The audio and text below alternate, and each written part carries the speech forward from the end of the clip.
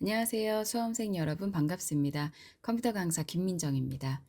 이번 영상은 지난 2024년 마지막 회차로 진행됐었던 ITQ 한글 엑셀 기출문제 풀이로 준비했습니다. 오랜만에 올리는 영상이어서요. 수험자 유의사항과 답안 작성 요령부터 좀 상세하게 안내해 드리도록 하겠습니다. 먼저 시트부터 작성을 하셔야 되겠는데요. 제1작업부터 제4작업까지 시트 4개를 만들어 주셔야 하고 모든 시트의 A열 너비를 1로 바꿔 주셔야 되죠. 그리고 나머지 부분은 지시사항대로 작업을 해주시면 됩니다.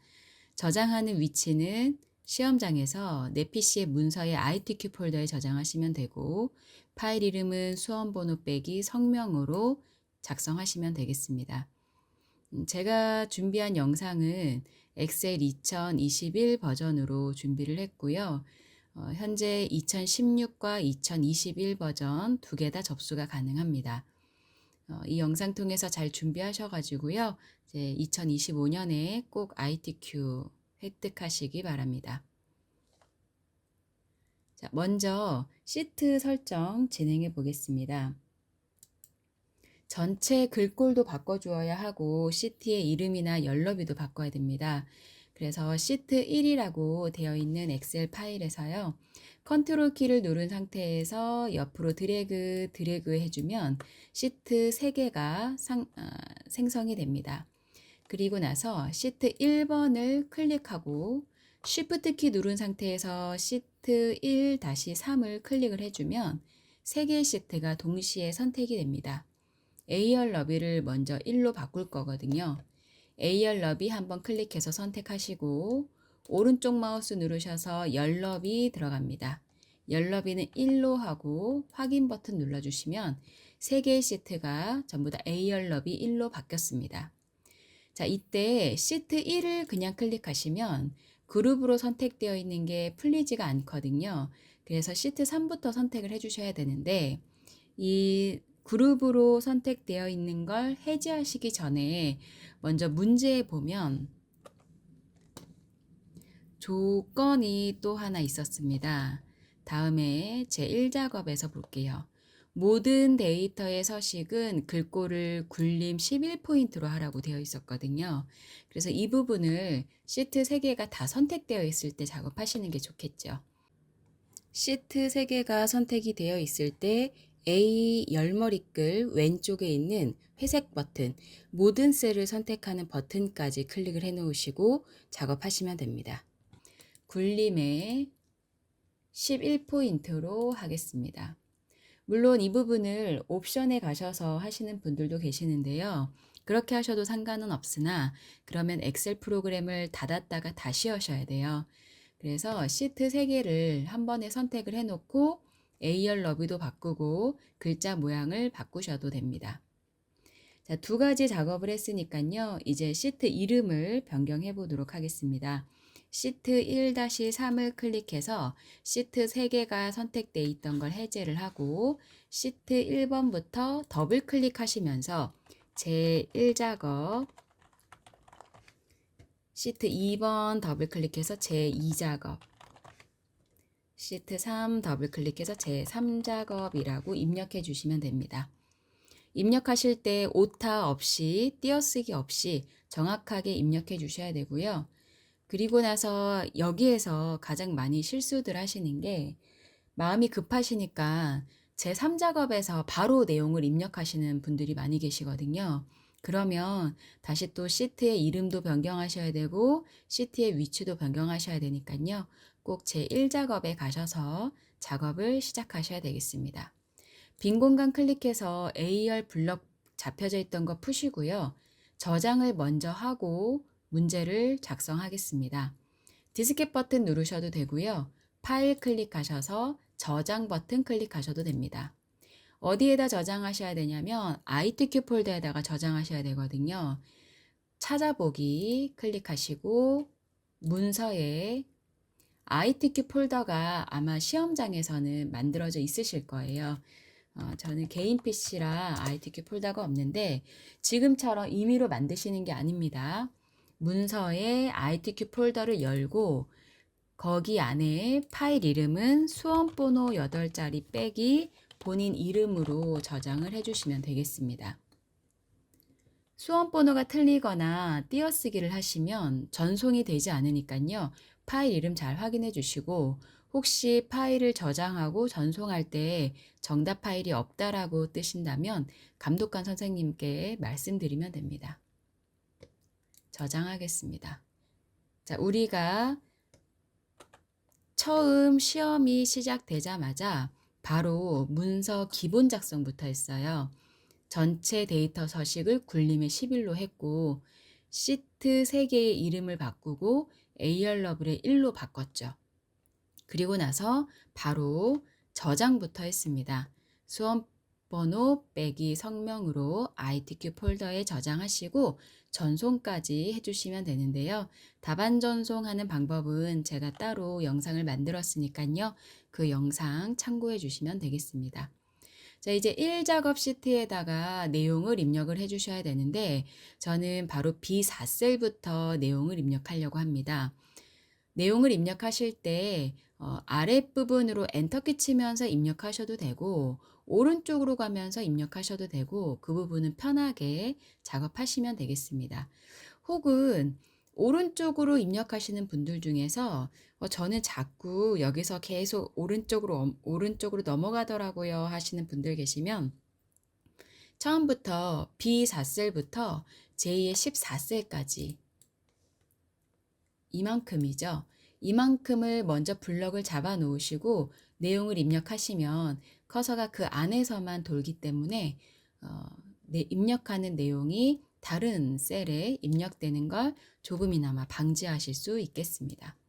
자, 바로 내용을 입력을 해볼게요. 저는 여기 B4셀부터요. 코드라고 입력하고 아래로 엔터키 치면서 내려가면서 입력을 해보도록 하겠습니다. 제가 조금 빠르게 입력을 하고 있어서 오타가 있을 수도 있겠어요. 중간에 또 확인을 원래 하면서 넣어야 하는데 그냥 바로 보이는 대로 입력을 해보도록 하겠습니다. 자, 여기 밑에 부분 바로 입력하실 분들은요. 블럭 싹 3개의 셀 잡으시는 거죠.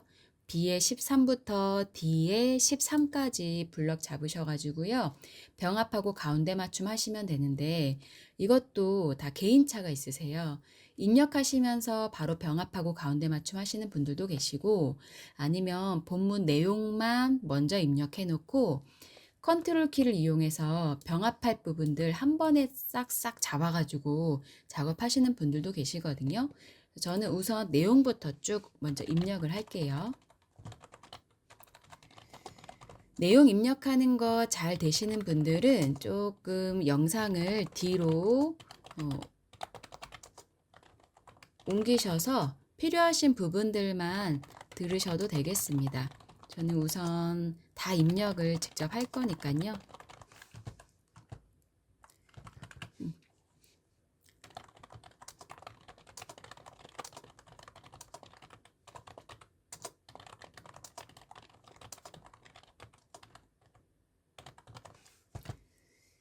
중간에 제가 확인 못하는 오타가 있을 수 있겠죠. 그 부분들은 좀 감안해서 작업하겠습니다.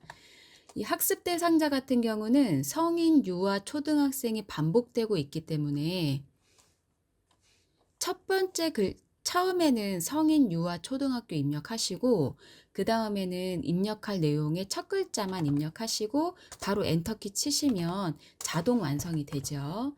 일일이 입력하실 필요가 없습니다. 신청 인원 쓰시고 하나의 셀에 줄바꿈 하셔야 되잖아요.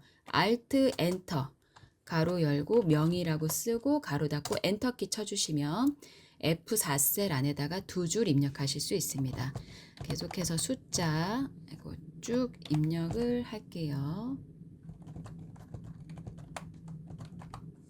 자, 이런 숫자 입력하실 때에는 키보드 오른쪽에 있는 그 숫자 키패드 이용하시면 편하게 입력하실 수 있겠습니다.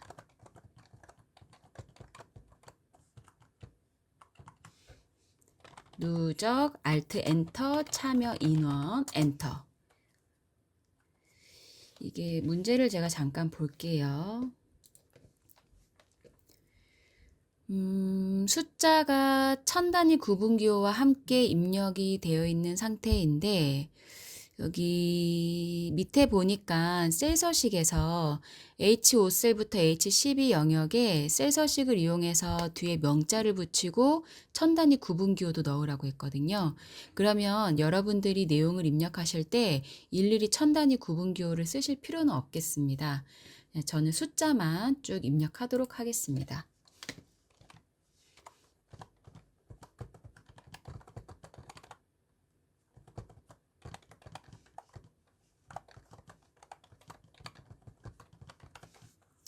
자, 그 옆에 괄호 안에 있는 부분들은 직접 함수를 넣어 주셔야 하는 부분이니까요. 제목만 입력해 주시면 되죠. 커서를 아래로 움직이실 때는 엔터키, 옆으로 이동하실 때는 탭키 이용하시면 편하게 작성하실 수 있습니다.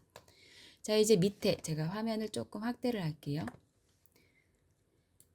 B13셀부터 D의 13셀까지 블럭 잡았습니다. 컨트롤 키 누른 상태에서 B의 14부터 D의 14까지 블럭 잡았고요.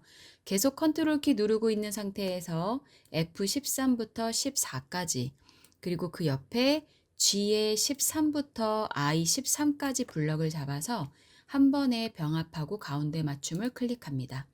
그러면 블럭 잡았던 부분들이 각각 병합이 돼서 가운데 맞춤이 된 상태고요. 첫 번째 B13셀에 클릭해서 또 내용을 입력하시면 되겠죠. 엔터키 쳐서 그 밑에 부분도 내용을 입력해 줍니다. 건너뛰어서 이 부분은 테두리는 조금 있다 하고요. 또 최대 누적 참여 인원 입력하고 체험 유형 건너뛰어서 학습 대상자까지 입력해 주시면 되겠습니다. 자, 이제 테두리를 좀 작업을 해볼까요? 테두리는 지시사항이 없습니다만 여러분들이 출력 형태를 보고 작업을 해주시면 되겠습니다. 아마 대부분 이 안쪽 선들은 일반 선이고요. 바깥쪽 테두리와 여기 보시면 성인 대상자 체험학습 개수 위에, 그리고 위에 주황색으로 칠해진 제목 밑에 줄이 진한 선으로 되어 있습니다. 그리고 아까 건너뛰었던 F13부터 14까지가 대각선 X 표시가 되어 있습니다. 자, 그러면 먼저 B4셀부터 J14셀까지 블럭을 잡아주고요. 테두리를 먼저 넣을게요. 홈의 글꼴 바로 위에 있는 테두리 화살표 클릭하셔서 모든 테두리 한번 클릭하시고, 그리고 다시 한번 테두리 화살표 클릭하셔서 굵은 바깥쪽 테두리 클릭해 줍니다. 그러면 안쪽에 선이 다 들어가고 바깥쪽에 진한 테두리가 들어갔겠죠. 이번에는 B5셀부터 J의 12셀까지만 블럭을 잡고 다시 한번 굵은 바깥쪽 테두리를 클릭을 해주시면 테두리 선이 완료가 되었고요. 여기 F13부터 14까지 병합했으니까 그냥 클릭하시면 되죠.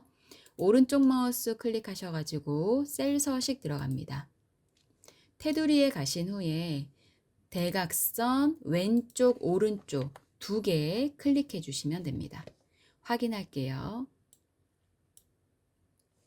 테두리까지 작업을 해봤고요. 이제 그 다음에 정렬을 좀 확인을 해볼 건데 문제를 또 볼게요. 아까 시트 설정하면서 이미 글꼴 서식은 다 작업을 했고요. 그 다음에 정렬 부분에 보시면 숫자 및 회계 서식은 오른쪽 정렬이고 나머지는 전부 가운데 정렬이라고 되어 있거든요. 어렵지 않습니다. 입력하신 내용들 테두리 넣으신 부분 전체 블럭 잡으신 다음에 가운데 정렬을 한번 클릭을 해줍니다. 그리고 숫자 부분을 얘기를 했으니까 신청 인원부터 누적 참여 인원까지 숫자가 입력되어 있는 부분들은 블럭을 잡으셔가지고 오른쪽 정렬 한 번만 클릭해 주시면 되겠습니다. 자, 그러면 조건의 첫 번째 거는 끝났다고 보시면 되는 거고요. 그 다음에 제목 도형을 만들어 볼게요. 도형 사다리꼴 그림자 오프셋 오른쪽 이용해서 미래박물관 체험학습 현황이라고 입력하고 굴림의 24 검정 굵게 채우기 노란색으로 작업하도록 하겠습니다.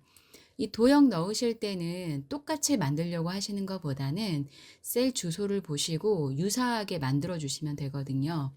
그러면 삽입 클릭하시고 도형에 가겠죠. 기본 도형에 보시면 첫 번째 줄에 사다리꼴 도형이 있습니다. 클릭만 딸깍 해주시면 되고요. 마우스 커서 모양이 십자가 모양으로 바뀌면 B셀부터 아까 G셀까지였나요?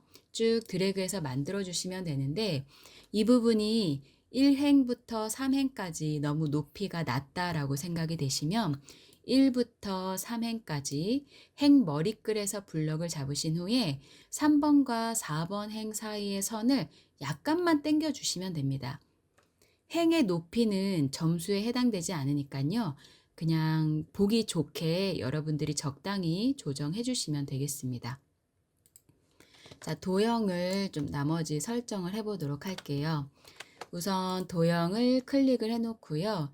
저는 2021 버전으로 작업을 하고 있어요. 그래서 위쪽에 메뉴에 보면 CF 형식이라고 해서 도형을 꾸밀 수 있는 메뉴가 있습니다. 아니면 오른쪽 마우스, 도형에서 오른쪽 마우스 클릭하셔서 도형 서식 들어가셔서 작업하셔도 됩니다.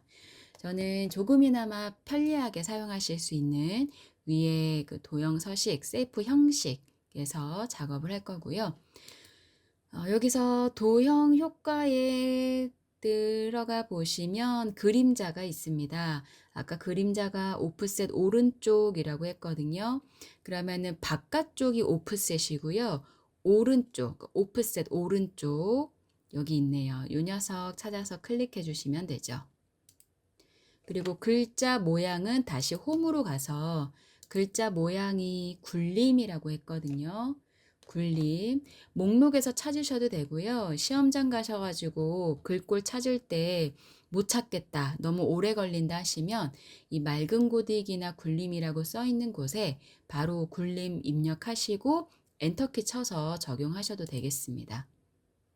굴림의 글자 크기 24포인트고요. 글자 색깔은 검정색이고요.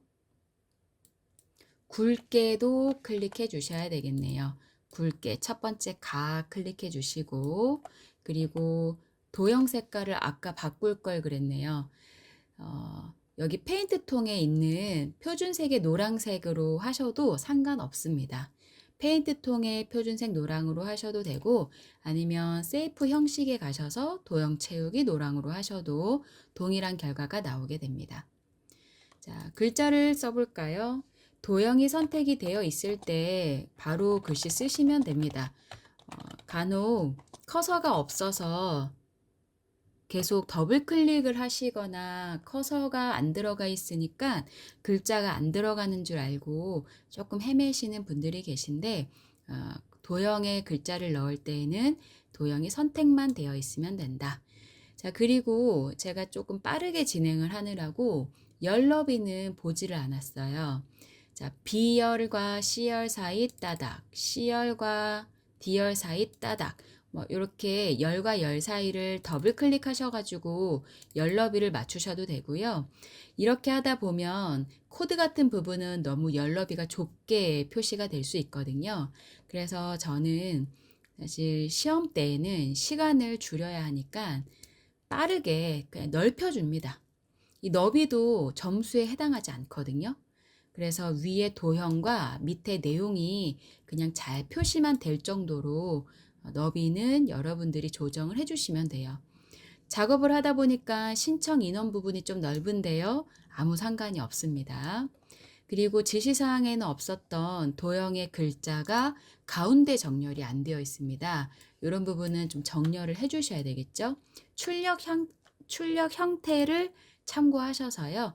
이런 부분들은 맞춰주셔야 되는데 홈 메뉴에 가보시면 맞춤의 위쪽 아래쪽도 중간으로 왼쪽, 오른쪽도 가운데로 두 개 다 선택을 해주시면 글자가 도형의 정가운데에 오게 됩니다. 자, 그러면 도형 설정, 제목 도형 설정은 또 끝이 났습니다. 자, 그 다음에 또 해야 될 부분을 확인을 해보자면요. 임의의 셀에 결제란을 만들어서 그림으로 복사 기능을 이용해서 붙이라고 하고요. 원본은 지우라고 합니다. 요 확인 담당 팀장 부장 부분인 거죠. 이 부분을 만들어 주셔야 하는데 원본을 지워야 하니까 내가 입력한 데이터와 겹쳐지지 않는 L16, L17 이런 데다가 만들어 주시면 편합니다. 확인 입력하고요. 저는 L17 셀부터 입력을 할게요. 태키 눌러서 담당, 태키 눌러서 팀장, 태키 눌러서 부장. 전체 4개의 칸과 밑에 줄까지 8칸의 셀을 블럭을 잡아서요. 가운데 정렬을 해주고요. 모든 테두리를 글꼴 부분에서 넣도록 하겠습니다. 그리고 확인 부분만 확인과 밑에 칸 2개 블럭 잡으셔서 병합하고 가운데 맞춤 하시고요. 그 맞춤 부분에 보시면 방향이라고 하는 버튼이 있거든요. 이 방향 버튼을 클릭하셔서 세로 쓰기를 클릭을 해주시면 글자가 확인 부분 글자가 세로로 입력이 됩니다. 여기에서 확인 부분 연럽이 L과 M 사이에서 왼쪽으로 적당히 좁혀주시고요. 그리고 밑에 결제란에 사인할 부분 또는 도장 찍을 부분이죠. 쭉 따라가 보니까 18행이 되겠습니다. 그러면 18행과 19행 사이의 선을 밑으로 드래그 하셔가지고요. 적당한 크기로 조정해 주시면 되겠습니다. 자, 벌써 간단하게 결제란이 만들어졌습니다. 이제는 결제란 전체를 블럭을 잡으셔가지고요. 복사를 합니다. 저는 컨트롤 C로 복사를 했고요. H 셀에다가 붙여 넣을 거니까요. H1셀에 클릭해 놓고 오른쪽 마우스를 눌러서요. 여기 붙여넣기 옵션에 보시면 여기 선택하여 붙여넣기예요. 선택하여 붙여넣기 옆에 화살표를 눌러보시면 기타 붙여넣기 옵션에 그림으로 붙여넣는 게 있습니다.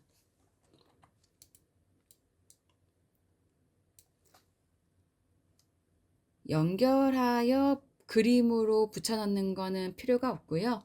그냥 그림으로만 붙여넣기 해주시면 됩니다. 연결해서 그림으로 붙여넣는 건 주로 뭐 커말이나 다른 또 시험에서 출제가 되고 있으니까요. 요 그림으로 붙여넣기 클릭해 주시면 됩니다.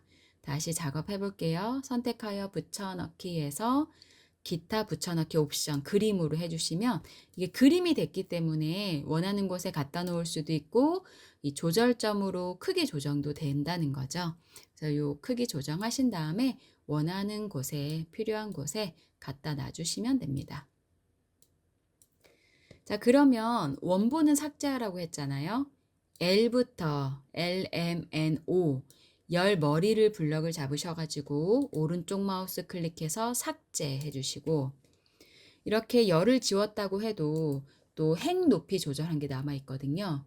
저는 16부터 그냥 19까지 대략적으로 행 머리를 블럭을 잡아서 오른쪽 마우스를 누르고 삭제해서 원본이 있던 부분을 완전히 흔적을 없애도록 하겠습니다.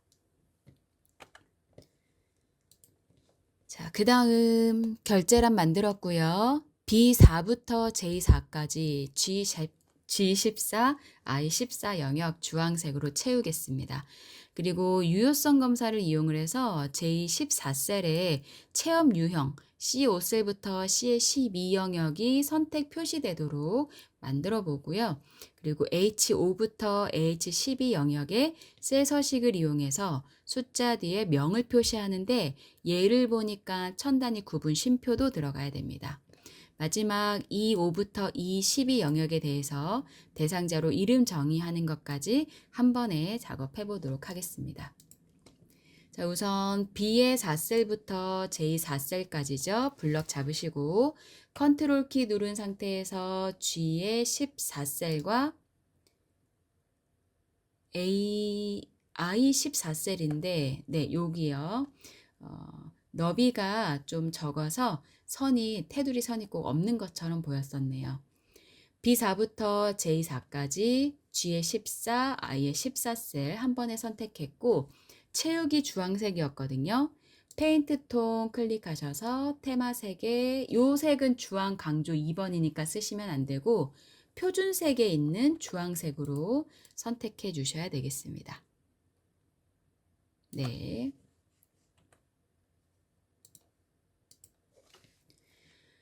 학습 대상자 부분이 테두리가 없는 것처럼 보이는 이유는 I열이 좁아서 그런 거죠. 이런 부분도 여러분들이 적당히 넓혀주시면 되겠습니다.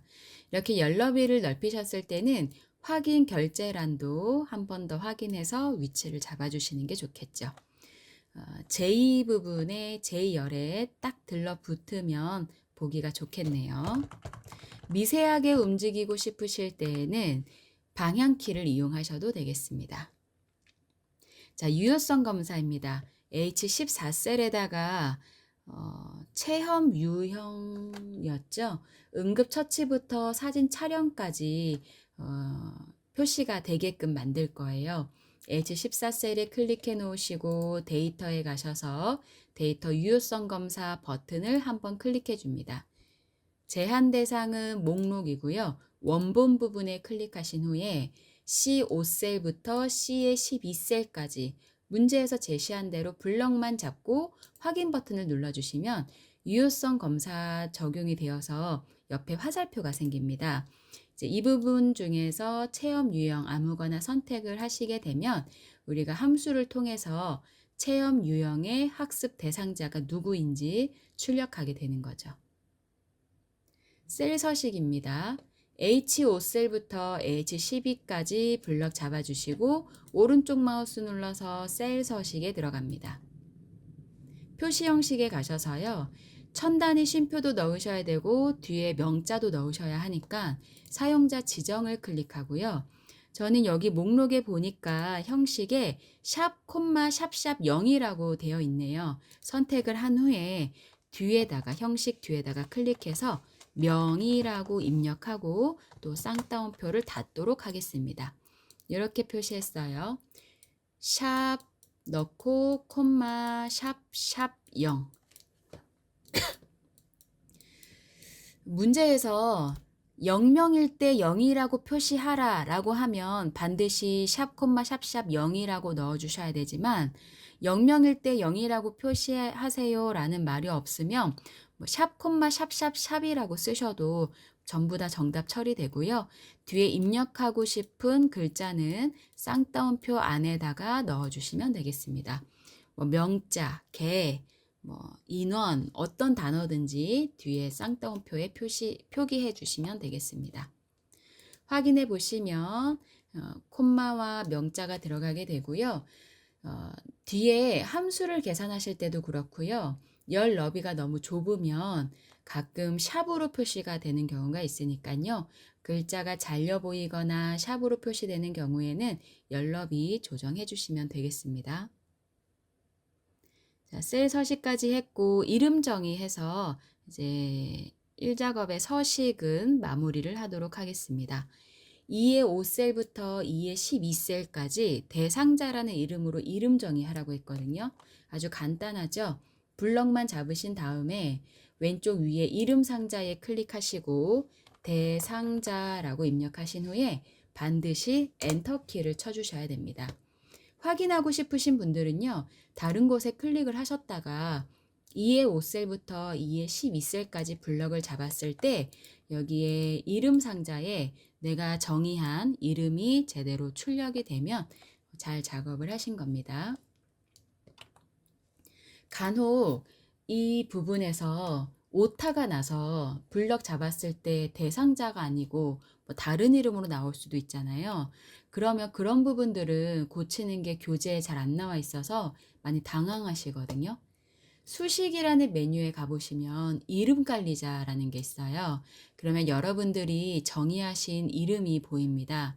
혹시 잘못 이름 정의를 하셨다면 삭제를 하시고 방금 정의해놨던 대상자라는 이름이 선택되어 있을 때 삭제하시고 다시 한번 블럭 잡으신 후에 이름 상자에 이름 넣고 엔터키 쳐주시면 되겠습니다.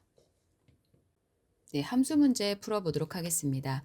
실제 시험장에 가시면 꼭 제1작업에서 내용 다 입력하시고 함수를 바로 푸실 필요는 없죠. 제2작업, 3작업, 4작업의 차트까지 하신 후에 자신 있는 부분을 먼저 푸시고 또 마지막에 시간이 될 때 함수를 진행하셔도 상관없습니다. 저는 순서대로 진행을 하도록 하겠습니다. 순위를 구해 볼 건데요. 누적 참여 인원의 내림차순 순위를 1위부터 3위까지 구하고 그 외에는 공백으로 나타내야 합니다. if 함수로 랭크 EQ 3등 안에 든다는 거 조건 만들어 주고요. 3등 안에 들면 다시 한번 랭크 EQ 함수로 순위를 출력을 해주고 아니면 공백으로 표시하면 되겠습니다. 함수 마법사를 이용을 할 건데요. i 5셀에다가 커서 두겠죠.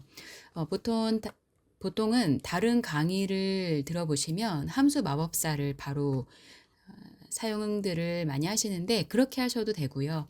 또는 뭐 수식에서 찾는 분들도 계실 거고 아니면 홈에 또 자동학계 옆에 있는 함수를 쓰시는 분들도 계실 거고 또 직접 입력하시는 분들도 계실 거고 방법은 다양한데요. 저는 셀에다가 직접 입력하는 방법을 사용을 할 거고 그리고 함수 마법사까지 이용하겠습니다. 등호 쓰고 if 들어가서 컨트롤 A를 눌러주면 함수 마법사를 바로 여는 단축키가 되겠습니다. 그리고 조건을 넣어주시면 되는데 랭크 EQ 함수를 추가를 해야 되겠죠. 그러면 왼쪽에 이름 상자에 화살표 클릭하셔서 랭크 EQ 함수 찾아주시면 되고요. 함수가 최근에 사용한 기록이 없다면 함수 추가 버튼 클릭하셔서 랭크 EQ 찾아주시면 되겠습니다. 랭크 EQ 함수에서 첫 번째 값은 넘버, 순위를 구할 값이 되겠습니다. 현재는 이 손미진 담당자라는 제일 위에 있는 셀의 순위를 구하고 있으니까요. 누적 참여 인원 입력되어 있는 H5셀 클릭을 할 거고요. 그 다음에 인수는 방금 클릭한 H5셀이 포함되어 있는 전체 범위를 잡아주시면 되고요. 순위를 하나만 구할 게 아니고 채우기 핸들로 끌어서 밑에 전부 다 셀의 순위를 구해야 하니까 이 범위는 F4번을 눌러서 고정을 해주시면 됩니다. 내림차순 순위로 순위를 구한다고 했으니까요. 생략하시면 됩니다. 이 오더 부분은 밑에 설명이 있으니까요. 헷갈리실 필요가 없죠. 내림차순, 오름차순, 문제에 지시되어 있는 대로 0이나 생략하면 내림차순이구나. 만약에 오름차순으로 순위를 구하라고 했다면 여기에 0이 아닌 그냥 숫자 1 이렇게 넣어주시면 되겠습니다. 자, 여기에서 바로 확인하시면 안 되고요. if 함수로 돌아가셔야 됩니다. 위에 수식 입력줄에서 if 함수 있는 곳 사이를 클릭을 해주시면 다시 함수 마법사가 if로 돌아왔고요. 여기에서 조건을 좀 써주셔야 되겠죠. 1등부터 3등까지만 순위를 표시를 한다고 했으니까 3등까지라는 표시로 작거나 같다. 몇 위와 3위와 작거나 같으면 1, 2, 3위가 되는 거겠죠. 그러면 그 조건이 true라면 순위를 출력을 해야 되겠습니다. 위에 만들어놨던 랭크 EQ 함수 쭉 블럭 잡아가지고요. 컨트롤 C로 복사를 해요. 그리고 이 출력할 값의 true에다가 컨트롤 V로 붙여넣기를 하면 그대로 순위를 출력을 할 수가 있겠습니다. 이 조건에 맞다면 순위를 출력을 할 거고요. 아니라면 공백이라고 했거든요. 그럼 펄스에다가는 쌍따옴표를 한 번, 두 번 넣어주시면 된다는 거죠. 확인 버튼 클릭하니까 여기에는 결과가 안 나오네요. 아마 3등 안에 들어가지 않는가 봐요. 나머지 채우기 핸들로 쭉 끌어보면 1, 2, 3등만 표시가 되고 있고요. 테두리 모양이 따라오고 있습니다. 이때는 오른쪽에 자동 채우기 옵션에 화살표 클릭하셔서 서식 없이 채우기를 해주시면 서식은 없이 서식 없이 수식만 따라오게 됩니다. 자, 2번 문제 풀어보도록 하겠습니다. 2번 문제 학습 장소예요. 코드의 두 번째 글자가 1이면 실험실, 2이면 강당, 3이면 강의실로 구하는데 추주와 미드 함수 사용하시면 됩니다. 답 나올 부분인 J5셀에 클릭해 놓으시고 등호 쓰고 추주 함수, 컨트롤 A 눌러서 함수 마법사 들어가고요. 인덱스 넘버는 내가 구할 숫자이거든요. 그래서 미드 함수로 코드의 두 번째 글자를 구할 겁니다.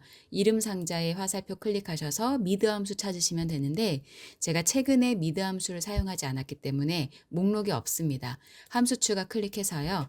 MID 엔터키 바로 미드 함수 나오네요. 확인 버튼 눌러서 미드에 들어왔습니다.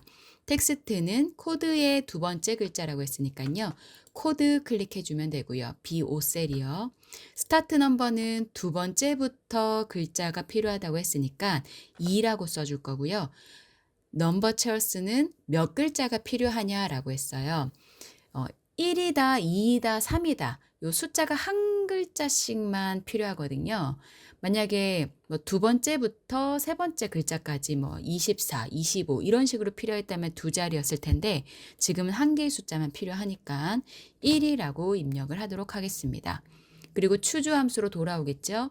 위에 수식 입력줄에 추주 함수 사이를 딸깍 클릭해주면 B5셀에 있는 두 번째부터 한 글자가 벌써 2라는 게 출력이 됐습니다. 신경 쓰지 마시고 우리는 이제 밸류 값, 출력할 값을 넣어주면 되거든요. 아까 1이면 실험실, 2이면 강당, 3이면 강의실이라고 했으니까 그 숫자가 여기 밸류 1, 2, 3을 의미합니다. 밸류 1일 때는 실험실, 2일 때는 강당, 3일 때는 강의실로 입력하시면 되겠고요. 제가 다음 칸 넘어갈 때 키보드에 탭 키를 입력을 해서 바로 다음 칸으로 넘어갔더니 쌍따옴표까지 자동으로 입력이 됐습니다.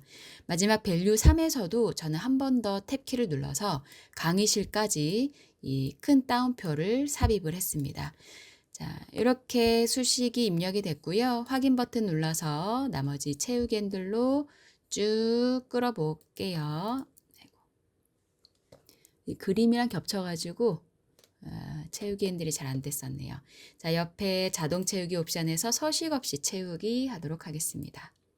강당, 실험실, 강의실, 강당, 실험실, 강당 이렇게 출력이 됐네요. 자, 성인 대상자 체험 학습 개수입니다. dCount 함수를 사용을 하고 있어요. d로 시작하는 함수는 전부 다 데이터베이스 함수이기 때문에 첫 번째 인수에서 전체 범위를 잡아주시는 게 포인트입니다. 등호 쓰고 dCount 하네요.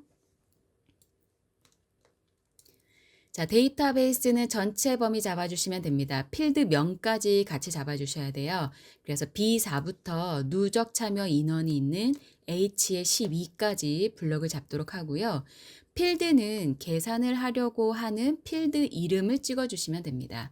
아니면 숫자로 써주셔도 되는데 성인 대상자 체험 학습 개수라고 했으니까요.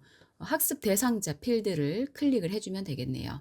그리고 마지막은 조건이 되겠습니다. 성인 대상자인 사람이 체험을 한 게 몇 번이냐라는 거니까요. 학습 대상자가 성인인 것 이렇게 블럭을 잡아주시면 되겠네요.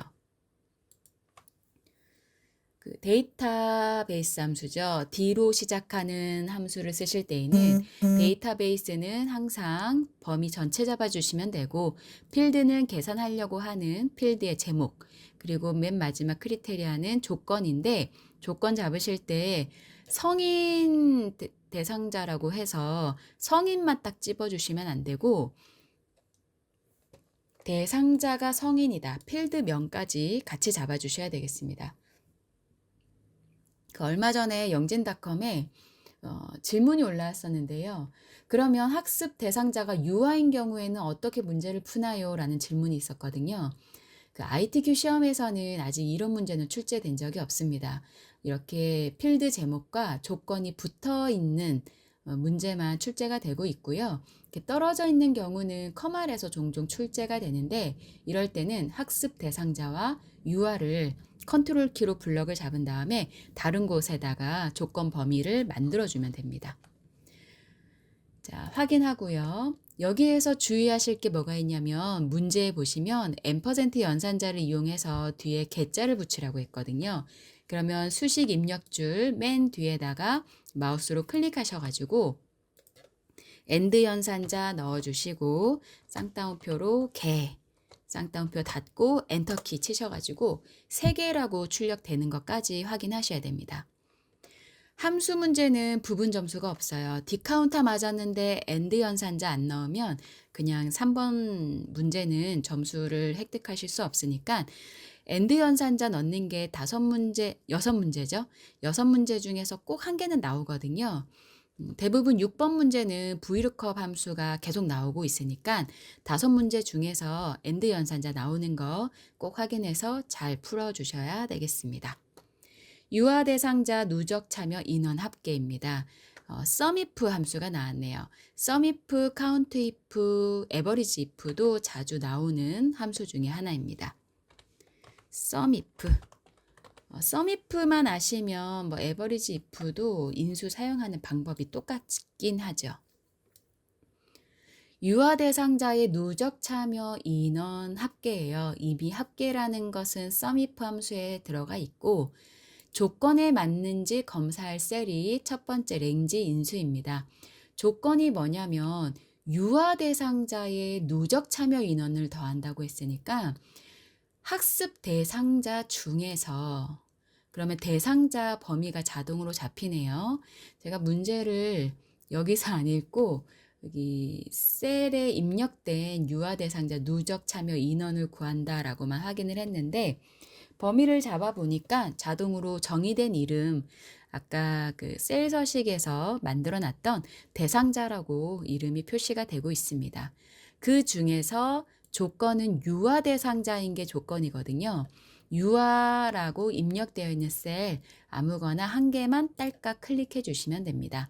2% 끝나는 함수에서는 조건 넣으실 때 위에 필드명은 넣지 않으셔도 되죠. 마지막 썸랭지는 썸랭지 이름 그대로요. 합계를 구할 범위입니다. 유아 대상자의 누적 참여 인원의 합계를 구한다고 했으니까 누적 참여 인원의 범위를 잡아주시면 되겠습니다. 대상자 범위 중에서 이 6에 있는 유아인 대상자만 더하겠다. 무엇을 더하나요? 참석 인원의 명수를 합계로 구하게 되는 거죠. 확인 버튼 눌러서 결과 확인하겠습니다. 이 함수 결과는요. 셀 서식은 크게 신경 쓰지 않으셔도 됩니다. 셀 서식은 채점 대상이 아닙니다. 제13셀 최대 누적 참여 인원입니다. 라지 함수 요런 문제는 꼭 맞춰주셔야 되죠. LARG 컨트롤 A 눌러서 함수에 들어왔고요. 간단한 함수죠. array는 범위, k는 몇 번째로 큰 값을 구할 거냐라고 했거든요. 그러면 스몰 함수도 마찬가지겠죠. 똑같은 인수입니다. 최대 누적 참여 인원이라고 했으니까요. 누적 참여 인원 범위 중에서 최대라고 했거든요. 결국엔 1등이니까요. 첫 번째로 큰 값 구해주시면 됩니다. 확인 버튼. 맥스 함수를 이용을 했다면 누적 참여 인원 범위만 잡아주고 끝났을 텐데 라지 함수를 썼기 때문에 몇 번째로 큰다라는 K 인수까지 넣어준 거죠. 학습 대상자 VLOOKUP 함수입니다. VLOOKUP 함수는 거의 100% 출제가 되고 있기 때문에 꼭 공부를 잘 하셔서 시험장에 가셔야겠습니다. 등호 쓰고 VLOOKUP 컨트롤 A 인수가 4가지인데요. 잘 공부하시면 어려울 게 없습니다. 우선 얘는 항상 방법이 똑같아요. 체험 유형의 유효성 검사를 해놨기 때문에 거기에서 고르는 값에 따라서 여기 제2 14셀에 그 학습 대상자가 출력이 되면 되는 거거든요. 결국에는 H14셀에 있는 값을 이 내용 중에 찾아서 학습 대상자를 출력을 하라는 건데, 그러면 룩업 밸류는 내가 찾는 값 H14셀 유효성 검사해 놓은 부분을 클릭해 주시면 되고, 헷갈려 하시는 부분들이 대부분 테이블 어레이인데요. 이건 범위인데 쉽게 어떻게 보시면 되냐면, 체험 유형을 찾아서 학습 대상자를 출력을 하는 거니까 범위 잡으실 때도 체험 유형을 찾아서 학습 대상자까지 범위 잡으시면 됩니다. 그런데 이게 체험 유형 학습 대상자 필드명도 같이 잡으셔도 상관은 없어요. 어차피 체험 유형에 있는 값들 중에서 일치하는 값을 세 번째 열에서 찾아올 거거든요. 그러면 체험 유형이라는 값이랑 똑같은 값이 나올 수가 없기 때문에, 여기에 나올 수가 없기 때문에 필드명을 잡으셔도 되고 안 잡아도 상관이 없습니다. 다시요. 테이블 어레이 지우고 필드명 잡아도 되고 안 잡아도 된다. 그런데 우리가 범위를 잡을 때에는 찾는 값이 있는 필드와 출력할 값이 있는 필드까지는 잡아줘야 된다. 물론 뒤에 더 많이 블럭을 잡으셔도 상관은 없습니다. 체험 유형부터 블럭을 잡는 것, 찾는 값이 있는 필드부터 블럭을 잡는 게 중요해요. 어차피 결과값은 J14셀 한 군데만 출력이 될 거니까 절대 참조 안 하셔도 상관없습니다. 자, 컬럼 인덱스 넘버는 방금 잡은 범위 중에서 이 J14셀에 출력할 값이 몇 번째 열에 있느냐 하는 거거든요. 이만큼을 블럭을 잡았으니까요. 당연히 학습 대상자는 하나, 둘, 세 번째에 있는 열에서 값을 데리고 오면 되겠네요. 만약에 이 부분이 신청 인원이었다면 4가 됐을 거고, 정원을 출력하라고 했으면 5가 됐고, 누적 참여 인원을 출력하라고 했으면 6이 됐겠죠. 지금은 학습 대상자를 출력을 해야 되니까 3이라고 써주시면 됩니다. 자, 마지막 레인지 룩업은 내가 찾는 이 체험 유형에 있는 값이 유사하냐 아니면 정확하게 일치해야 하느냐라는 건데, 이 증강현실이라는 값과 정확한 체험 유형이어야 거기에 맞는 학습 대상자가 나올 거잖아요. 만약에 뭐 증강현실이 아니고 증강과거 뭐 이런 식으로 체험이 있는데 그것도 똑같이 학습 대상자가 출력이 되면 안 되니까 정확하게 일치하는 값을 대부분 찾거든요. 그럼 밑에 이 팁을 보니까 정확하게 일치하는 값을 찾으려면 펄스래요. 펄스는 그냥 없는 값 비워 놓으셔도 상관이 없겠습니다. 확인 버튼 눌러서요. 벌써 증강현실은 학습 대상자가 성인이라고 나왔어요. 확인을 위해서 증강현실을 클릭하고 유효성 검사 버튼을 이용해서 다른 체험 유형을 선택을 해보면 학습 대상자가 변경이 되는 것을 확인할 수 있습니다. 자, 이제 조건부 서식 풀어보겠습니다. 조건부 서식 하실 때에는 대부분 행 전체의 서식을 적용하라고 나오니까요. B5셀부터 J의 12셀까지 전체 범위를 잡아주시면 되고요.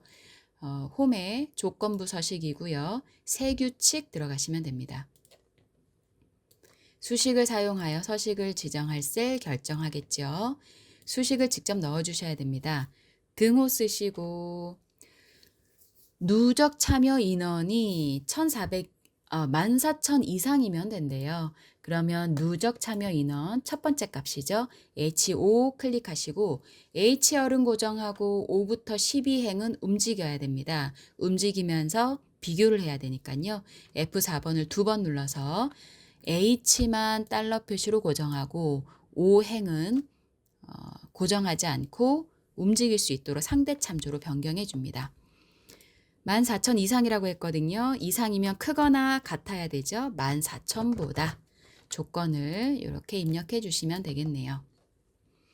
이 조건에 맞는 행들은 모양을 어떻게 바꾸라고 했냐면 파랑의 굵게라고 했습니다. 서식 클릭하셔서 굵게 해주시고 밑에 있는 색 자동에서 표준색의 파랑으로 클릭하고 확인, 한 번 더 확인해 주시면 해당하는 값들만 변경이 돼서 서식이 적용된 것을 확인할 수 있습니다. 이 작업 진행해 보겠습니다. 필터 및 서식이네요. 고급 필터 문제 출제됐습니다. 제1작업 시트에 B4셀부터 H12 영역 복사해서 제2작업 시트 B2셀부터 붙여넣기 먼저 하겠습니다. B의 4부터 H의 12까지죠. 컨트롤 C 제2작업의 B2셀에다가 컨트롤 V. 조건을 만드셔야 되는데요. 학습 대상자가 성인이거나 OR 조건 나왔습니다. 그러면 성인이라는 조건과 2만 이상이라는 조건을 한 줄씩 엇갈리게 넣어주시면 되는 거죠. 학습 대상자가 성인이거나 누적 참여 인원이 2만 이상인 자료에 전부 다 결과를 나오게 하는 게 아니고 체험 유형 담당자 신청 인원 누적 참여 인원 데이터만 출력하라고 되어 있고요. 조건 범위는 B14셀부터 만드시면 됩니다. 우선 조건부터 만들게요. 학습 대상자와 누적 참여 인원이 필요하거든요. 학습 대상자 클릭하고 컨트롤 키 누른 상태에서 누적 참여 인원 클릭해 줍니다. 2의 2셀 클릭하고 컨트롤 키 누른 상태에서 H2셀 클릭했죠. 컨트롤 C. 붙여넣을 곳은 B14셀 컨트롤 V 합니다. 밑에다가 바로 조건 넣을게요. 학습 대상자는 성인이면 되고요. 한글로 성인. 이거나 라고 했으니까 옆에다가 쓰지 마시고 한 칸 밑으로 내려서요. 엇갈리게 2만 이상이라고 써주시면 됩니다. 크거나 같다 2만. 만약에 이거나가 아니고 이면서라고 했다면 이 2만 이상이라는 조건을 위에다가 썼겠죠. 자, 열 너비가 좀 좁은 것은 여러분들이 넓혀주시면 됩니다. 열 너비는 채점 대상이 아니에요. 자, 조건이 만들어졌고요.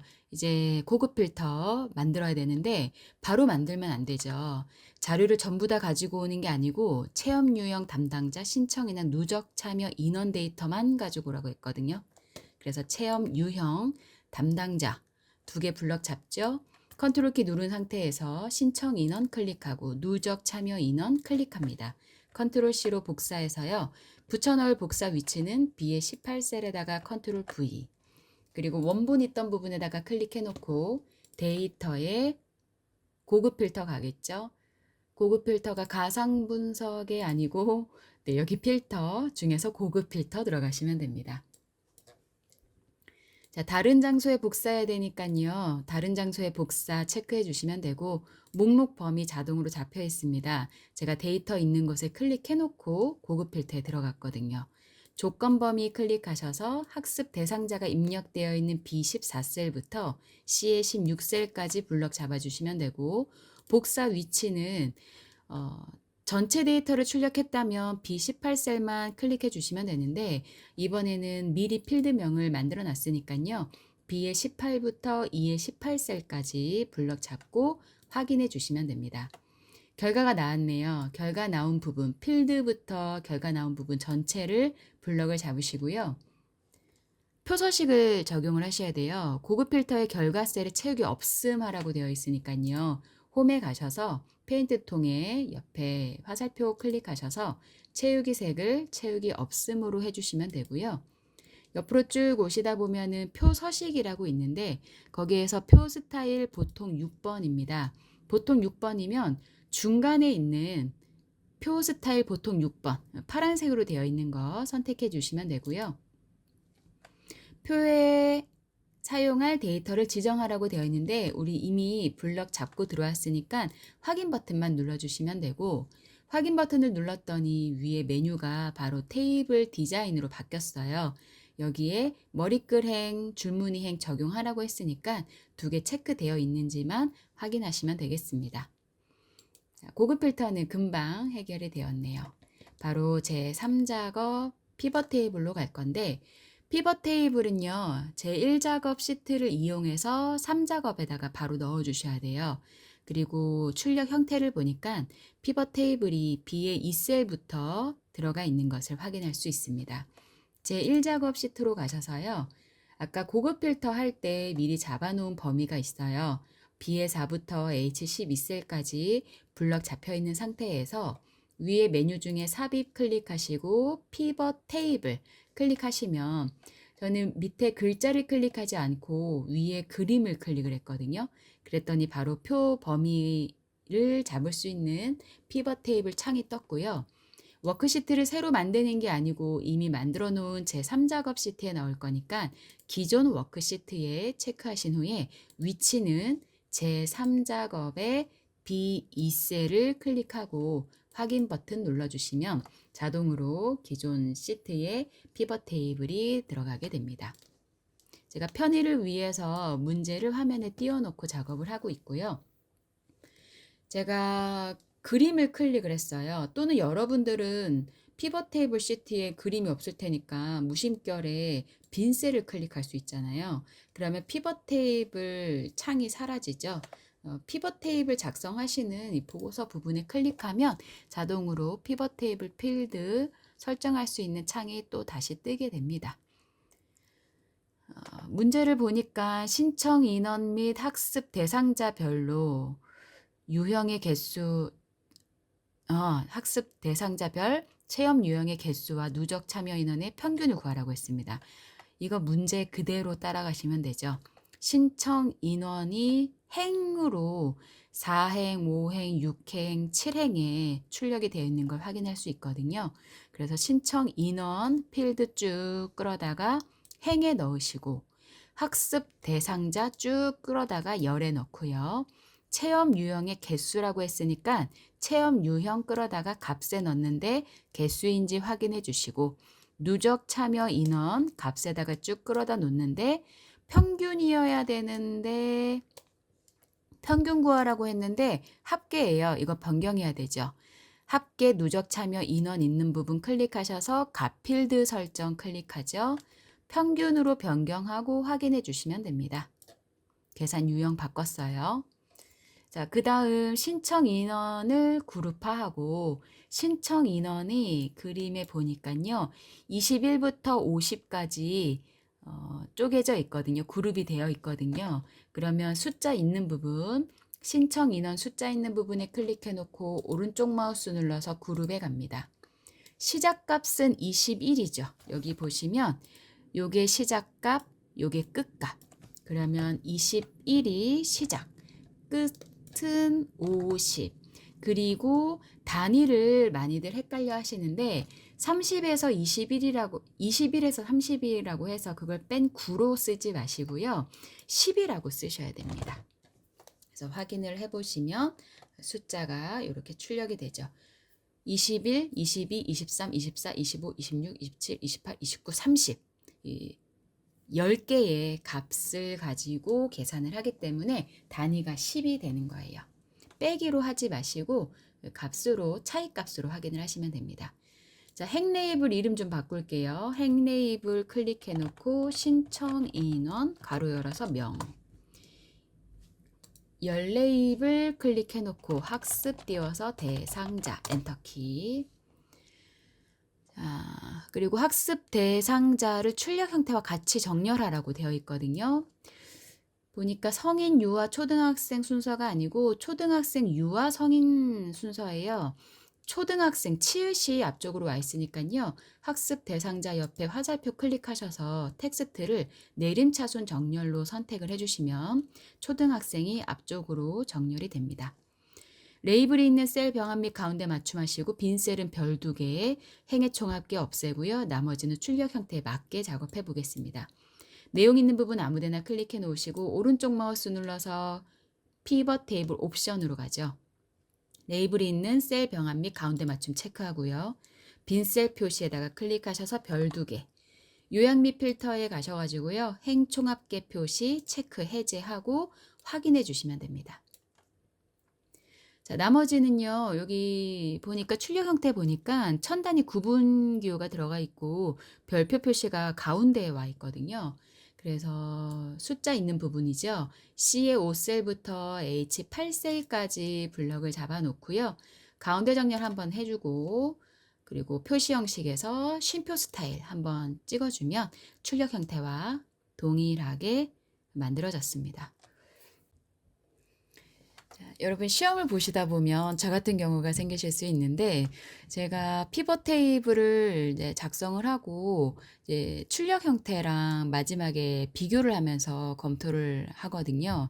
여러분들도 출력 형태와 만드신 피벗 테이블이 정확하게 일치하는지를 확인을 해 주셔야 점수를 다 받으실 수 있는데 우선 여기 위에 평균 누적이라고 되어 있고 참여 인원이 잘렸잖아요. 이 부분은 그냥 수정을 해 주시면 돼요.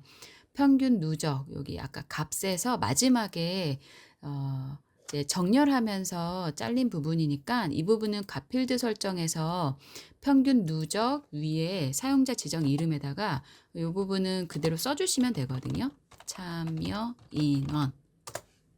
그러면 다 자동으로 변경이 되는데 이 밑에 숫자가 안 맞아 가지고 제가 잠깐 성인의 누적 참여 인원 숫자니까 확인을 해 봤더니 결국에 대부분은 제1작업의 오타입니다.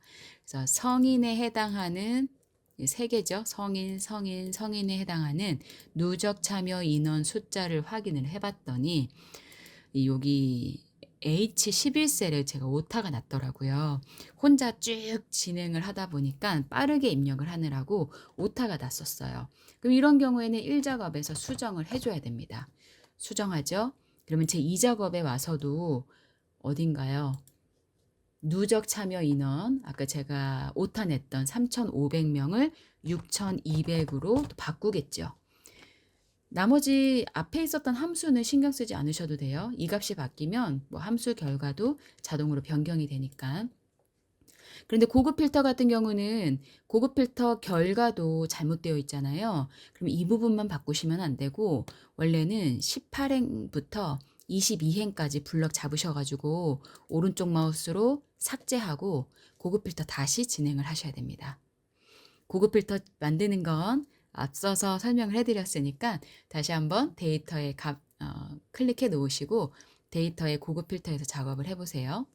자, 그러면 제 3작업에 여기에 왔더니 아직 안 고쳐져 있죠? 그러면 피벗 테이블 있는 곳에 아무데나 클릭해 놓고 위에 보시면 피벗 테이블 분석이라고 있거든요.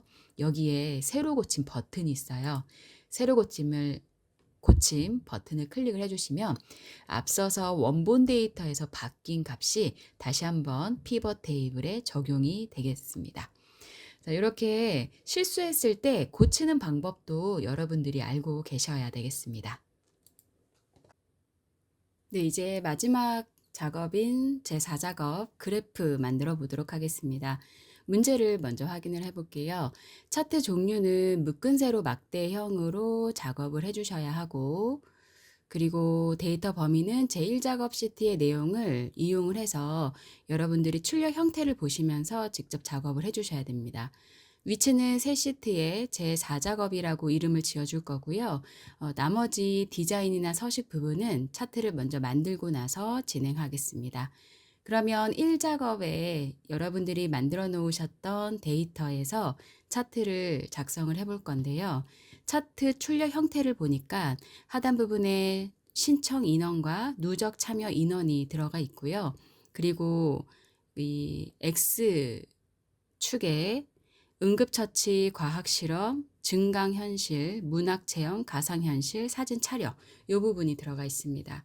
그러면 앞에 1작업에서 블럭을 잡아주셔야 하는데 먼저 필드명은 항상 차트에서 들어가야 되죠.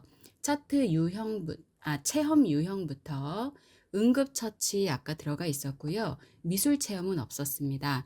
그러면 컨트롤 키를 누른 상태에서 과학실험, 증강현실 있었고요. 문학체험까지 있었습니다. 로봇 만들기는 없었고요. 계속해서 컨트롤 키 누른 상태에서 가상현실 사진 촬영 이어서 드래그를 해줍니다. 차트에서 범위 설정하실 때 이렇게 연속적으로 범위가 잡혀져야 하는 부분은 중간에 클릭 하시면 차트 모양이 이상하게 나올 수 있으니까요. 꼭 드래그로 범위를 잡아주셔야 하고요. 앞에 차트 유형과 동일하게 신청 인원과 누적 참여 인원 블럭 잡을 거거든요. 그러면 신청 인원 부분과 누적 참여 인원이 떨어져 있으니까 열이 붙어 있는 게 아니니까요. 계속해서 컨트롤 키 누른 상태에서 신청 인원 필드명과 응급처치의 신청 인원, 과학실험부터 문학체험까지 신청 인원, 가상현실부터 사진 촬영까지 신청 인원을 블럭을 잡아줍니다. 계속 또 컨트롤 키 누르신 상태에서 누적 참여 인원, 나머지 부분도 블럭을 잡아주시면 되죠. 범위 잡으실 때 주의하실 점은 위에서 아래로 블럭을 잡아가야 되고 왼쪽에서 오른쪽 방향으로 블럭을 잡아가시면 좋습니다. 자, 이 블럭 잡은 데이터를 기반으로 해서 차트를 만들겠습니다. 삽입 클릭하시고 여기 차트 중에서요. 세로 또는 가로막대형 차트 삽입 클릭해 주시면 아까 문제에서 잠깐 확인을 좀 할게요. 문제에서 묶은 세로 막대형으로 작업하라고 했거든요. 자, 그러면 2차원 세로 막대형 중에서 묶은 세로 막대형 첫 번째 거 클릭할 거고요. 이렇게 차트가 만들어지면 차트 영역이라고 하는 차트 제목 옆에 빈 공간을 한번 딸깍 클릭을 하면 위에 차트 디자인과 서식 메뉴가 생기게 됩니다. 차트 디자인의 오른쪽 끝에 차트 이동 있으니까요. 클릭하셔서 새 시트에 넣을 거고요. 확인 버튼을 바로 누르신 다음에 이름을 바꾸셔도 되고 아니면 미리 여기에서 이름 바꾸고 작업하셔도 됩니다. 새 시트에 시트 이름이 뭐였냐면 제 4작업이었거든요. 저는 바로 여기서 이름을 넣고 확인을 할게요. 자, 여러분들이 차트 시트를 넣고 나서 꼭 확인하셔야 되는 부분 중에 하나가 하단 부분의 시트 순서입니다. 제 4작업 시트가 차트 시트니까 쭉 드래그 하셔가지고 제 3작업 오른쪽에 갖다 넣으셔야 됩니다. 자, 그러면 조건이 1번, 2번, 3번은 벌써 끝이 났습니다. 묶은 세로 막대형으로 했고 제1작업 시트 내용 가지고 했고 제4작업으로 시트 이름 바꿔서 위치를 설정을 했습니다. 차트 디자인 도구를 이용을 해서 레이아웃 3과 스타일 1번 설정을 할 거고요. 그리고 영역 서식과 제목 서식 그리고 나머지 서식도 바꿔주도록 할 텐데 이 4번, 5번, 6번, 7번은 다 여기 위에 보시면 디자인이라고 하는 디자인 도구 4번은 차트 디자인에서 하시면 되는 거고 서식이라고 하는 부분도 여기 위에 있는 메뉴에 서식에서 하시면 되는 겁니다. 사실상 문제에서 어떤 메뉴를 사용을 해야 하는지 힌트를 준 것과 다름이 없죠. 자, 그러면 우선 차트 디자인 도구로 가서 레이아웃 3번과 스타일 1번 해보겠습니다. 차트 디자인 메뉴 클릭해 놨습니다. 왼쪽에 빠른 레이아웃을 클릭을 하셔가지고 첫 번째 레이아웃이 1번이 아니고 3번이죠. 레이아웃 3번으로 선택하도록 하겠습니다. 스타일이 1번이었네요. 오른쪽에 보시면 차트 스타일에 차트 스타일 1번으로 이미 선택이 되어 있지만 한 번 더 클릭하도록 하겠습니다. 영역 서식에서 차트 전체 글꼴은 굴림의 11포인트 그리고 배경에 차트 영역을 질감 파랑 박엽지로 넣어야 하고 문제를 한 번 더 보여드릴게요. 차트 영역 서식인 거죠. 굴림의 11포인트, 채우기 효과는 질감 파랑 박엽지, 그리고 그림 영역 서식은 채우기 흰색 1번으로 흰색 배경 1번으로 해주시면 됩니다. 요거 반대로 읽으시면 편해요. 차트 영역 서식 부분이다. 그림 영역 서식 부분이다. 제목까지 한번 해볼까요? 차트 제목은 글꼴 굴림 굵기 20포인트에 채우기 흰색 배경 1번이고 테두리까지 넣어주시면 되겠습니다. 차트 영역이라고 하면 차트 제목 옆에 빈 공간이었습니다. 한번 클릭을 해 놓으시고요. 차트 글꼴이 굴림의 11포인트였으니까 홈에 가셔서 굴림이고요.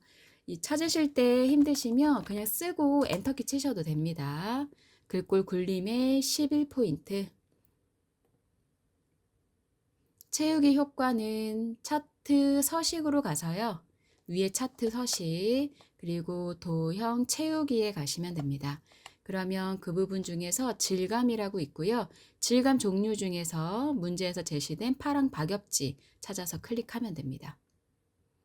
자, 이번에는 그림 영역입니다. 그림 영역이라고 하면 눈금선과 눈금선 사이인 요 안쪽 부분을 얘기하는 건데요. 제가 마우스를 갖다 놨더니 벌써 그림 영역이라고 영역의 이름이 나타나고 있습니다. 한번 딸깍 클릭하셔가지고 그림 영역을 선택을 하신 후에 채우기 흰색 배경 1번으로 하셔야 되거든요. 도형 채우기 클릭하셔서 자동으로 하지 마시고요. 테마색에 정확하게 흰색 배경 1번으로 선택해 주시면 됩니다. 자, 차트 제목입니다. 차트 제목 클릭하셔가지고 한 번만 클릭해서 선택을 해놨습니다. 차트 제목은 굴림의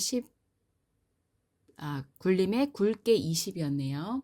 홈에 가서요. 굴림 되어 있습니다. 크기는 20이고요. 그리고 굵게 글꼴 중에서 첫 번째 가 클릭해 주시면 되죠. 그리고 채우기 흰색이에요. 채우기는 글꼴 부분에 있는 채우기 색에서 흰색으로 하셔도 상관이 없습니다. 아까는 질감을 넣기 위해서 차트에 여기 위에 서식에 갔지만 그냥 배경색만 단색으로 넣으실 때는 여기에서 하셔도 상관없는 거죠. 테두리도 넣어야 되네요. 글꼴 부분에 있는 테두리 가지고 넣으려고 하니까 안 들어가네요. 이 부분은 셀의 테두리이기 때문에 안 되고요. 사실 이 차트 제목은 도형이라고 생각하시는 게 편합니다. 그래서 서식에 가셔가지고 도형 윤곽선에 가셔서 자동으로 해주시면 테두리가 삽입이 됩니다. 자, 제목을 좀 넣어줘야 되겠죠? 차트 제목 블럭 잡아서 글씨 써주시면 되는데 블럭 잡으실 때요. 마우스 커서 잘 보셔야 됩니다. 마우스 커서 모양이 화살표일 때는 안 되고요. 그러면 차트 제목이 이동될 수 있으니까요. 차트 제목 안쪽에 마우스 커서를 갖다 놨을 때 마우스 커서가 I 모양일 때 쓱 드래그 하셔가지고 제목을 넣어주시면 되겠습니다.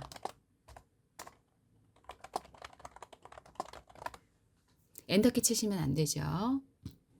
자, 이렇게 해서 차트 제목까지 끝났고요. 나머지 이제 서식 해볼게요.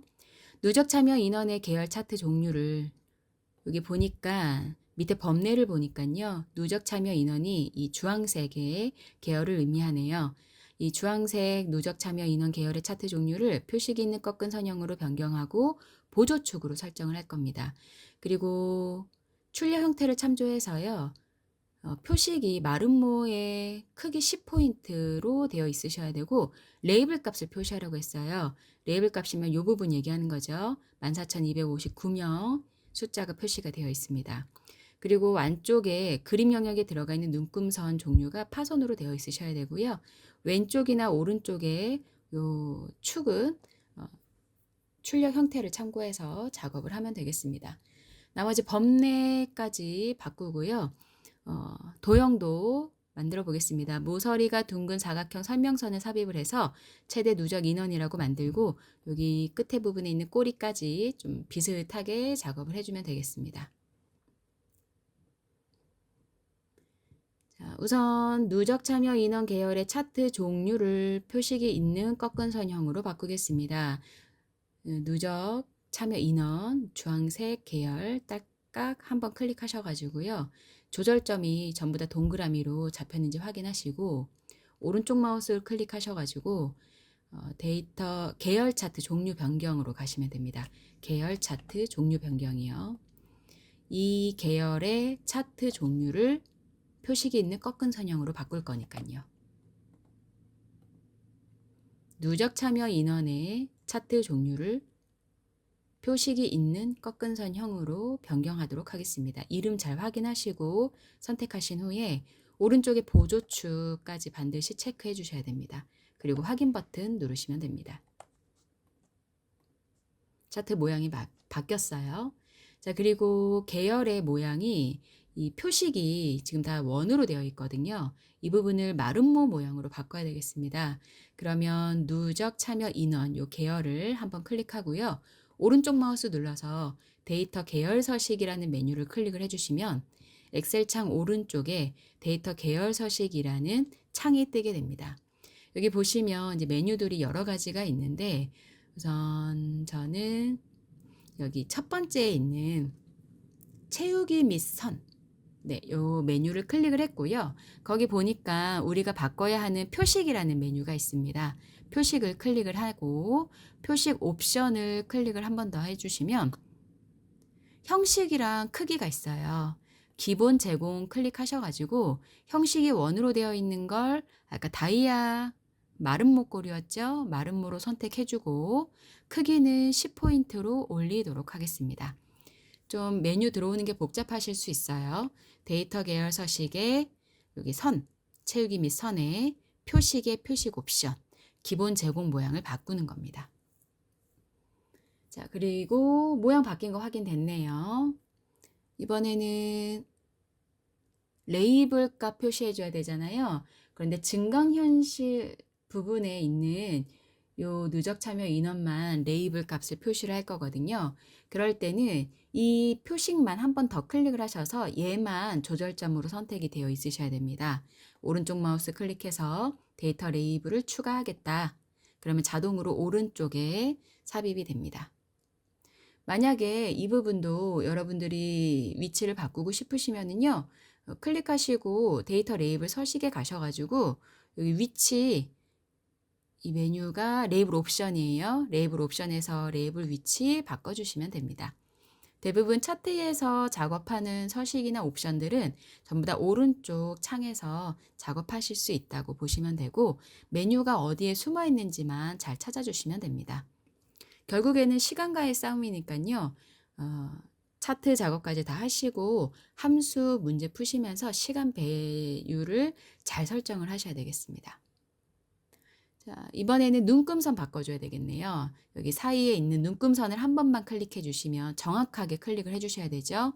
그러면 눈금선마다 동그라미 조절점으로 선택된 게 확인이 됩니다. 역시 오른쪽에 서식창이 떠 있기 때문에 제가 선택한 눈금선 서식으로 메뉴가 바뀌었고요. 이번에도 채우기 및 선으로 갑니다. 왜냐면 선을 파선으로 바꿔야 되니까요. 선에 가서 대시 종류가 선 종류라고 보시면 됩니다. 거기에 실선으로 지금 되어 있는데요. 그 중에 파선, 네 번째에 있는 파선을 클릭을 해주시면 눈금선이 파선, 점선처럼 바뀐 걸 확인하실 수 있고요. 그 다음에 축의 형태를 바꿔주셔야 되는데 왼쪽은 0에서 50까지 5단위가 맞아요. 그런데 오른쪽은 문제에 보면 0명에서 16,000명까지 4,000단위로 되어 있거든요. 오른쪽에 이렇게 되어 있죠. 0명, 4,000명, 8,000명, 12,000명, 16,000명. 이 부분을 좀 변경을 해야 되겠습니다. 이번에도 보조 세로축 클릭하고요. 보조 세로축의 숫자에 있는 부분이 박스로 선택이 됐습니다. 그러면 또 오른쪽에 있는 서식이 축 서식으로 바뀌었죠. 제일 끝에 축 옵션이라는 메뉴에 가서요. 축 옵션을 클릭을 한 번 더 해보니까 단위가 있습니다. 기본 단위가 2,000으로 되어 있기 때문에 0명, 2,000명, 4,000명, 2,000명 단위로 올라가고 있거든요. 이 부분을 몇으로 해야 될까요? 4,000명으로 해주고 엔터키를 쳐주시면 축 단위가 변경이 되었습니다. 범례 확인해 볼게요. 하단 부분에 있는 범례가 제가 입력한 것은 신청 인원하고 명이 밑에 내려가 있고요. 누적하고 참여 인원이 밑으로 내려가 있는데 이걸 한 줄에 쭉 써줘야 됩니다. 이렇게 두 줄로 입력이 된 이유는 앞에 1작업의 데이터에서 제목을 입력을 할 때 여러분들이 Alt 엔터로 줄바꿈을 해주셨잖아요. 그 부분이 차트에 그대로 방영이 된 거예요. 그래서 이 부분은 이름을 변경을 해주시면 되는데 자, 범례를 한번 클릭을 하시고 오른쪽 마우스 클릭하셔가지고 데이터 선택으로 가시면 됩니다. 데이터 선택. 그리고 신청 인원이랑 누적 참여 인원 제목이 있잖아요. 요거 클릭하셔가지고 편집을 누르시는 거예요. 그래서 계열 이름이 F4셀에 있는 게 그대로 입력이 되어 있는데 이걸 신청 인원 명 그대로 입력하라는 대로 한 번 더 입력을 해주시면 됩니다. 한 번 더요. 누적 참여 인원도 클릭해서 편집 클릭하고 누적 참여 인원을 동일하게 한 번만 더 입력해 주시고 확인해 주시면 한 줄로 쭉 범례 이름이 들어갔습니다. 이제 도형 넣을게요. 삽입에 가셔서 도형에 모서리가 둥근 사각형 설명선입니다. 설명선 중에서 모서리가 둥근 사각형 설명선에서 두 번째에 있네요. 클릭하시고 적당한 위치에다가 드래그해서 도형을 그려줍니다. 그 말풍선 꼬리 부분에 주황색의 동그라미 조절점이 있습니다.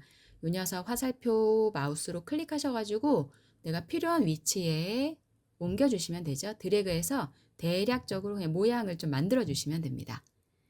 자, 문제에서요.